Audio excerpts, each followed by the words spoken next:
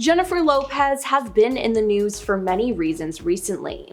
From her new album and self-funded movie, to the divorce rumors with Ben Affleck, she is all that everyone is talking about. But is all this publicity really a good thing? Her career has taken hit after hit and may never be able to recover.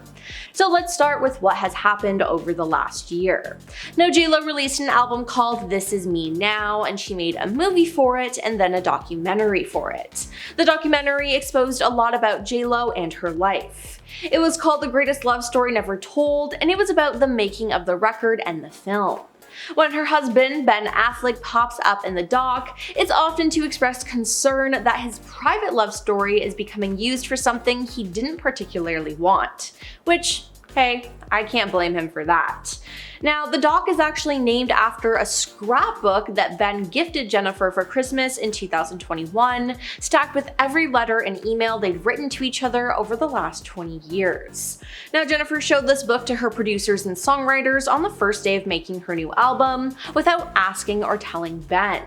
"It became like our Bible," she says in the doc. "We just left it in the studio." Now, this revelation comes within the first 5 minutes of the doc, and right out of the gate, Ben isn't shy about his discomfort. He's shocked that Jennifer would share something so personal with her collaborators, and now, of course, with the world. Ben was taken aback when Jen shared with songwriters the private love letters he wrote her to serve as inspiration for her album, This Is Me Now. Now, in the doc, Jen had invited musicians into their home and gave them access to Ben's love letters. Ironically, Ben walked in at that very moment and was surprised to see the letters being passed around. "I did really find the beauty and the poetry and the irony in the fact that it's the greatest love story never told," he said to the camera. "If you're making a record about it, that seems kinda like telling it." Now, reacting to the way J.Lo shared Ben's private letters, several Twitter users admitted that they found it invasive. Now, she could have at least asked him about it. "I couldn't imagine someone sharing something as private as that with the whole world." But it appears that J.Lo didn't really care about his feelings, which is just sad. Now, besides the stuff with Ben, we got a sneak peek into other aspects of J.Lo's life, but some fans who watched it took to social media to call out Jen for her lies. Many TikTok commentators said that they see J.Lo as performative and insincere, accusing her of exaggerating her working class background as well as her connection to the Bronx. Now, in one scene in the doc, Jennifer poses in the mirror of her personal gym as she shakes out her hair and reminisces about her childhood in the Bronx. "I like taking my hair out like this. It reminds me like when I was 16 in the Bronx, running up and down the block, crazy little girl who used to be effing wild and no limits, all dreams," she said.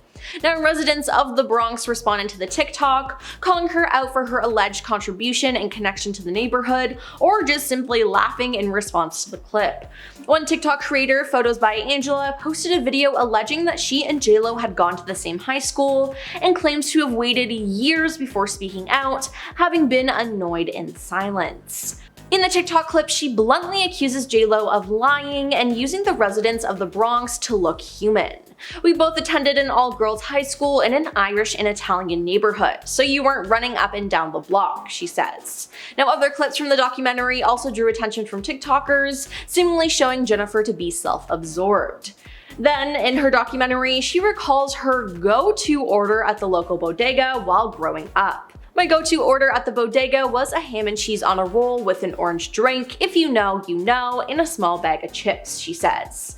On TikTok, creators from the neighborhood have taken to the internet to express their outright confusion about J.Lo's bodega request. Specifically, people seem to be pretty confused about what exactly the orange drink is.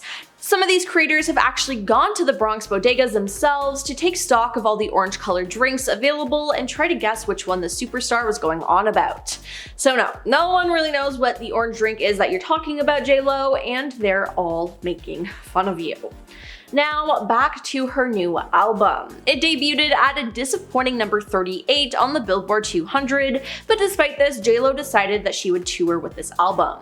Now, J.Lo first announced her tour in the middle of February, initially as the This Is Me Now tour, and a week later, another 3 shows were added. However, in mid-March, several tour dates were quietly removed without explanation.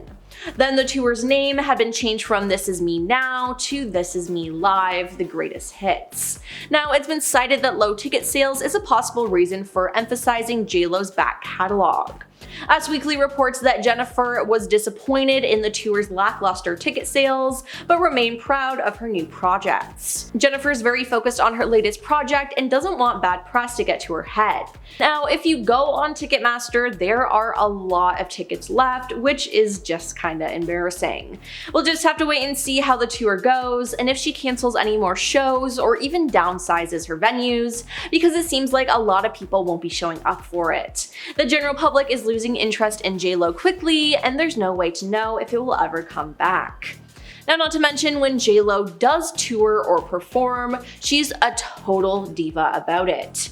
In 2010, Jen's list of demands, which on tour specified dressing rooms with mirrors. Most specifically, hanging mirrors for her makeup had to be at specific angles. "You mirror what the world mirrors to you" remains one of Jen's most famous quotes. Now, what that means in this context, I don't know. She's also known for being very particular when it comes to the decor of her dressing rooms in general. She demands to have an all-white dressing room, including white candles, tables, couches, drapes, tablecloths, and flowers. Then there's her infamous list of food-related demands that include everything she wants waiting and ready for her at the hotel. She requires a fruit platter consisting of watermelon, green seedless grapes, pineapple, and mango. She also needs a separate veggie platter, which includes carrots, broccoli, and ranch dressing. Now, of course, she also has a wide range of junk food she enjoys, including regular potato chips, soft-baked chocolate chip cookies, and sour cream and onion potato chips. Additionally, JLo is nothing without her Planters sunflower seeds with the shell and her plain M&Ms. As one can imagine, she has an insanely busy schedule, so she likes to have things ready to go. Now, anytime she books a hotel and she arrives early, she wants breakfast waiting for her in her room, and she requires scrambled eggs, bacon, pancakes, white toast, and potatoes. Now, she also requests regular and decaf coffee that must be ready for her arrival. Now, I know that 2010 was a long time ago, but she also had crazy requests in 2016 during her Las Vegas residency. In January of 2016, JLo began her residency in Las Vegas with her concert series, All I Have. She signed a 3-year contract to perform roughly 120 shows a year at Planet Hollywood's Axis Theater. Now, she makes $350,000 for each show and performed 3 times a week. However, the large salary wasn't enough to convince her to agree to the terms. Eventually, she signed, and in the 3 years from 2016 to 2018, her residency at Planet Hollywood's Zappos Theater brought in over $100 million. Now, besides wanting money, she also made a few other demands. She requested 3 penthouse suites all next to each other, she asked for a playground in her suite for her kids, and she also demanded a personal laundry service and for each room to have its own on-call butler wearing all white. Now, the housekeeping staff had to sign full disclosure agreements to ensure they didn't spill any of her secrets, and she requested brand new toilets for the backstage area and, again, the all-white dressing room. Then there was the Super Bowl performance she had with Shakira. JLo had some not so nice things to say about her halftime performer. Jennifer has claimed that her Super Bowl performance with Shakira was the worst idea in the world. Now, she didn't hold back in her Netflix documentary Halftime as she slammed the NFL's decision to organize 2 halftime performers for the 2020 show. She said they both should have had their singing moments and hit out at organizers for giving her just 6 minutes. Previous performers, including Madonna and Lady Gaga, were each given more than 13 minutes to perform solo. In Jennifer's documentary, the singer tells Shakira that unnamed NFL sources told her that they'd have about 12 minutes combined to perform. However, she said they'd probably get a minute or 2 more added on. If it was going to be a double headliner, they should have given us 20 minutes, Jennifer said. Now, their Super Bowl halftime show ended up running for about 14 minutes, giving them 7 minutes each to perform some of their biggest hits, but Jennifer did not want to share the spotlight. And don't even get me started about it being brought to light that she doesn't even really sing on her own songs, and that most live performances she lip syncs. Now, personally, I don't even know why we consider her a performer at this point. Now, it's 2024 though, and with her new tour coming up, I can't imagine how many other demands she has now. Plus, she has a net worth of about $400 million. Now that's a lot of money, and she could pretty much get whatever she wants, but will anyone ever tell the singer no and to stop being a diva? Not to mention, there's all the people in Hollywood that straight up don't like J-Lo. But I mean, there is a reason for it. An old interview by J-Lo has resurfaced, and she's not speaking too well about her fellow colleagues in the industry. This is what she had to say about two major stars at the time.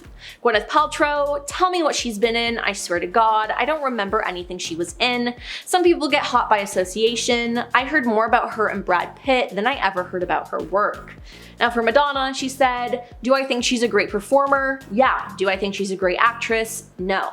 Acting is what I do, so I'm harder on people when they say, oh, I can do that, I can act. I'm like, hey, don't spit on my craft. Now the funny thing about this is that Jennifer said this after only having Selena in the movie Anaconda under her belt for her career. Now it's embarrassing, but I'm glad that people are calling her out for this behavior. Now currently she's going through a lot of drama with her marriage to Ben Affleck. There's been rumors of divorce, with the pair living apart, not being seen together, and sometimes not even wearing their wedding bands. Now there's been a lot of speculation from the media, which I'm sure hasn't been helping, so who knows if she'll act out because of it. So, with all this drama, will J-Lo make a comeback, or will this failing tour and marriage be the last nail in the coffin? I guess only time will tell, but it doesn't look good for her.